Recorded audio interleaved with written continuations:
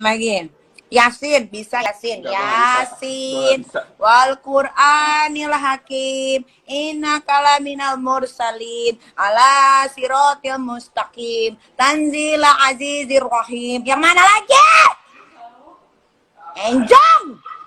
Lagian kan gue udah bilang, gue gak gila-gila masuk surga, say. Gue mah di neraka juga udah gak apa-apa. Happy. Ketemu temen-temen gue banyak. Siapa tahu nanti gue bisa bikin acara di situ. Ketemu Michael Jackson. Nah, ketemu Michael Kapan lagi Jackson. tuh? Ketemu siapa lagi? Banyak. Penyanyi reggae cewek yang meninggal gara-gara overdosis tuh siapa? White siapa tuh? Amy Whitehouse. Gue ketemu Amy Whitehouse di neraka. Terus gue ketemu siapa lagi? Oh, Nanti Beyonce. gue mending langsung neraka aja. Di situ gue banyak ketemu sama artis-artis juga. Bukan artis Indonesia ya, males banget. Sholat itu kewajiban ya. Jadi jangan menilai setiap orang rajin sholat itu baik. Tolong. Wabarakatuh Buya. Assalamualaikum warahmatullahi wabarakatuh. Afwan Buya mau bertanya. Ada orang yang mengucapkan kata-kata seperti ini. Saya sih sudah gak terobsesi masuk surga. Di neraka juga gak apa-apa. Di sana juga saya punya banyak teman. Apakah pernyataan ini membuat dia keluar dari iman Buya? Mohon nasihat untuk kami semua Buya, cara menghadapi akhir zaman yang penuh dengan fitnah ini Buya. Terima kasih. Bismillah. Jika yang mengucapkan itu adalah ahli la ilaha illallah, maka kita ucapkan innalillah. Karena itu bencana besar. Dan hendaknya kita tidak terima dan sedih.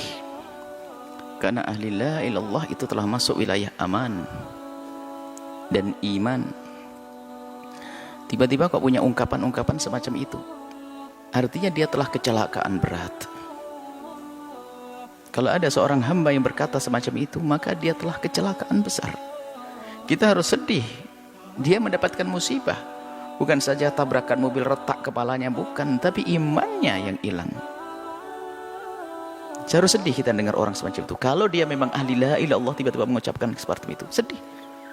Ya kita doakan semoga dapat hidayah dan sadar kalau ada orang semacam itu.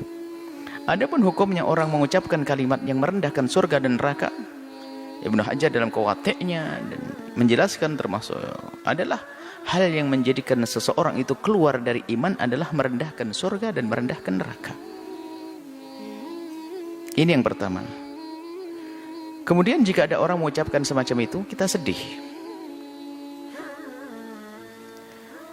Kullun muyassarun lima khuliqalah. Hadis Imam Bukhari Muslim meriwayatkan hadis ini. Kullun muyassarun lima khuliqalah.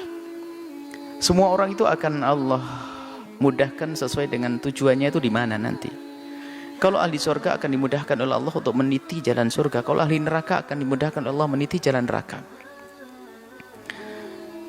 Tidak usah kita menilai orang, tidak perlu juga kita mengatakan kalau dia adalah telah meniti neraka. Enggak, itu nasihat untuk kita kok semuanya. Artinya begini, yuk kita sadar semuanya. Saya, Anda, termasuk orang yang mengucapkan kalimat seperti itu, ayo kita sadari.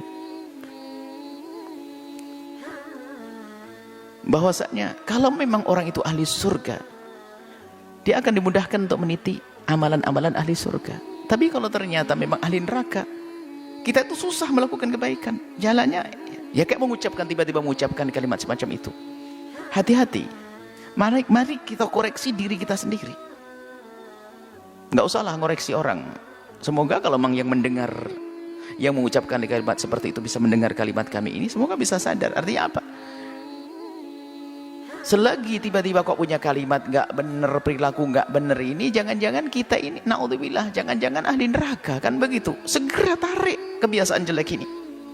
Jangan sampai terus berlanjut dengan merendahkan neraka, merendahkan surga dengan kalimat ini. Sebab apa? Tanda-tanda ahli neraka ya seperti itu.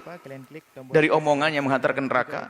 Apalagi mengatakan sudah enggak terobsesi lagi dengan surga tidak ini. Wah, ini bahaya banget. Artinya ya, cuman kita tidak boleh menunjuk di ahli neraka, akan tapi siapapun yang punya perilaku, ungkapan semacam itu, ini artinya adalah muyassarun, dia dimudahkan menuju neraka kalau memang tempatnya adalah tempatnya neraka. Naudzubillah. Maka yang ada sedih kita mendengar orang yang mengaku dia beriman tiba-tiba seperti itu. Karena apa? Dia lepas. Dan bara rel kemuliaan dia telah lepas. Ini kemudian selanjutnya, sangat berbahaya sekali jika ada orang sudah tidak percaya dengan hari pembalasan. Oh, bahaya sekali. Dan Anda pun jangan bergaul dengan orang yang semacam itu, karena urusan Anda dengan dia hanya untuk kepentingan dia saja di dunia. Karena dia tidak pernah berpikir kemaslahatan nanti di akhirat, sehingga dia mungkin berbuat apa saja.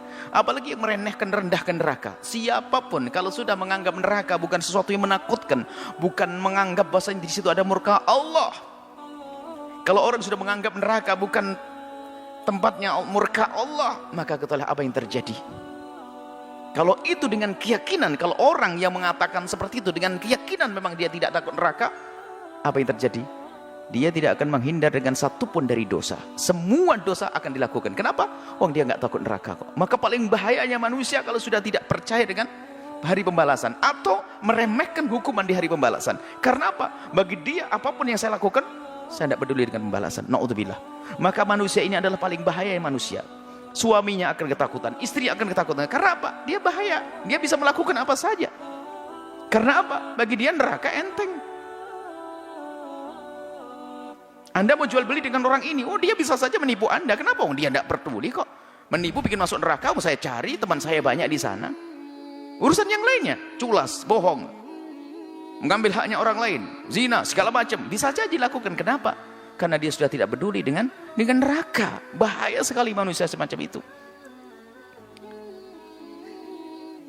Makanya hendaknya jika ada orang semacam itu, ya kita tolong, kita sadarkan. Bahaya sekali itu. Dan ini nggak perlu orang semacam itu perlu kita bela, kita na'udzubillah. Justru cara membelanya adalah yuk kita ingatkan, saudaraku kalau tidak laki-laki, saudariku, ayo jangan lakukan itu, bahaya itu. Dan orang ini sudah bayangkan, kalau orang masih percaya dengan hari pembalasan, ada hitungannya nanti di akhirat, ada pertimbangannya. Kalau aku melakukan nanti dibalas, melakukan nanti dibalas oleh Allah. Dia akan ada remnya. Tapi kalau sudah nggak takut dengan neraka, tidak punya rem sama sekali. Bahkan juga tidak ada kerinduan melakukan kebaikan. Kenapa? Dia nggak peduli dengan surga kok. Mau melakukan kebaikan nggak ada. Saya akan berbuat baik kalau dia ada keuntungan buat saya sekarang. Makanya apa yang dilakukan? Pamrih semuanya. Tidak akan tulus dia. Maka bahaya orang semacam ini. Na'udzubillah.